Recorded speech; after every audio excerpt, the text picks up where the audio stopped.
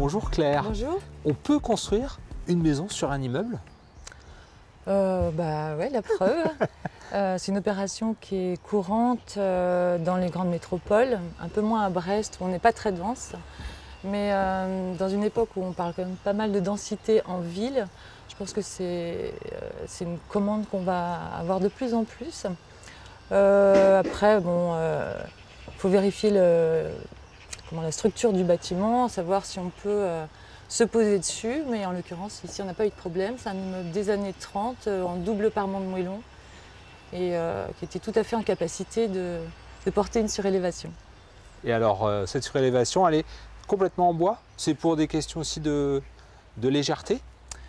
Oui, c'est ça. Alors, dans un premier temps, on a pensé à faire une opération de préfabrication. C'est pour ça qu'on avait aussi choisi ça.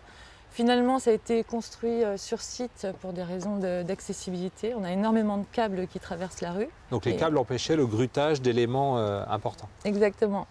Donc ici, on a un immeuble qui fait 10 mètres par 17 mètres. Donc on a considéré que c'était notre terrain, un terrain de 170 mètres carrés. Et les propriétaires voulaient une maison, donc avec un espace accessible extérieur de plein pied. Donc à partir de là, évidemment, on s'intéresse à ce qu'il y a autour de nous. En l'occurrence ici, on est assez favorablement placé puisque le sud présente un horizon très dégagé sur des toits dans un quartier de maisons des années 30 aussi. Donc des bâtiments plus bas. Des bâtiments bas, donc peu de vis-à-vis. À l'est ici et au nord, on a toute une série de grands ensembles. Donc beaucoup de vis-à-vis, des grandes hauteurs. Et puis cet immeuble tout seul, perdu là, comme un socle dans cette rue de maisons. Ce qu'on a fait, ce qu'on fait habituellement, c'est-à-dire qu'on essaye de gérer à la fois les vis-à-vis, l'ensoleillement, parce que c'est une maison qui n'a pas de chauffage à part un poêle. Et donc on a adossé, dans l'implantation, on a adossé le bâtiment en façade nord et est, donc des façades qui sont plus fermées, qui nous a permis de gérer des vis-à-vis. Et puis on l'a beaucoup ouvert sur cette terrasse sud et puis cet espace en plus qui est le jardin d'hiver. C'est un espace qui économiquement nous coûte beaucoup moins cher, qui permet d'agrandir la maison. Et l'ensemble des ouvertures sont vraiment traitées pour avoir du soleil tout au long de la journée. Et donc ça se termine par cet espace-là qu'on peut ouvrir ou fermer, qui permet d'avoir des apports solaires, qui permet d'agrandir la maison. Une maison dans les nuages, c'est des chantiers auxquels on rêve? Moi, je pense que c'est un peu l'avenir, c'est un sujet auquel on doit se confronter et puis amener des propositions qui ne soient pas uniquement dans la rentabilité foncière, ce qu'on aurait pu faire ici, c'est-à-dire occuper tout le terrain, mettre énormément d'appartements, blinder. Et finalement là, on se retire un peu de cette rentabilité et on offre un espace extérieur. Et c'est un peu ce qui est un peu atypique dans cette proposition, c'est vraiment de dire c'est une maison. Et donc ici à Brest, il y a plein d'opportunités. Mais surtout, c'est d'être dans la ville. C'est d'être dans la ville, de profiter des services de la ville, que les écoles en ville ne ferment pas, qu'on puisse refaire venir des familles en ville. Merci Claire, peut-être bientôt de nouveaux chantiers de surélévation. En attendant, on va aller voir Charles qui nous attend dans sa maison. À bientôt. Bonjour Charles. Bonjour. Merci de nous accueillir chez vous, dans la maison dans les nuages, c'est comme ça qu'on l'a surnommée? Oui, c'est nous qui l'avons surnommé comme ça.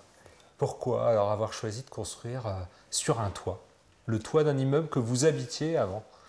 Alors, on avait besoin d'un projet. Nous habitions dans cet immeuble depuis 20 ans déjà. Et on a pensé à différentes choses, etc. Et puis un jour, ma compagne a eu l'idée s'est dit pourquoi pas de construire sur le toit. Voilà, tout simplement.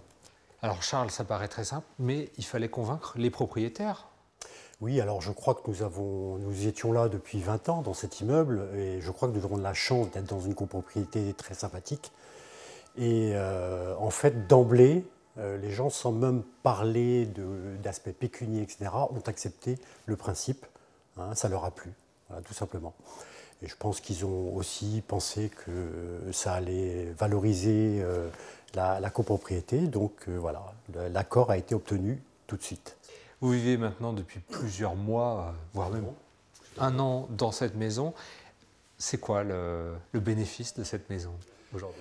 Alors, c'est une maison en bois, une construction bois, avec des matériaux bio, et c'est extrêmement agréable. Et puis cette vue à 200 degrés là autour de nous, c'est superbe, quoi. Pouvoir sortir, vivre comme dans une maison, mais sur un toit à 13 mètres de hauteur. Et puis surtout le jardin d'hiver qui est un espace tampon intermédiaire entre l'intérieur et l'extérieur et qu'on utilise beaucoup. Charles, il y a des gens qui se disent oui, mais ils avaient le budget pour faire ce projet-là. Pour vous, c'est accessible avec un budget moindre? Oui, bien sûr, le budget pourrait être moindre. Nous avons fait des choix architecturaux et des choix en termes de matériaux qui font que le budget est ce qu'il est, même s'il n'est pas si énorme que ça, mais assurément, on pourrait le faire à beaucoup moins cher, nettement moins cher en tout cas. Et on n'a pas le terrain. Et on n'a pas le terrain à acheter. Effectivement, nous n'avons pas acheté le terrain. C'est un accord avec nos copropriétaires. Et je pense qu'on pourrait le reproduire parce que tout le monde y a trouvé quelque chose, un intérêt. Hein. La maison valorise l'immeuble. On a profité de ce chantier pour faire le ravalement de l'immeuble. Et puis, les copropriétaires aujourd'hui, avec l'ajout de cet appartement-maison, fait qu'ils paient moins cher de charges. Donc, je pense que toutes les copropriétés de Brest pourraient y trouver un avantage. Merci Charles de nous avoir invités chez vous.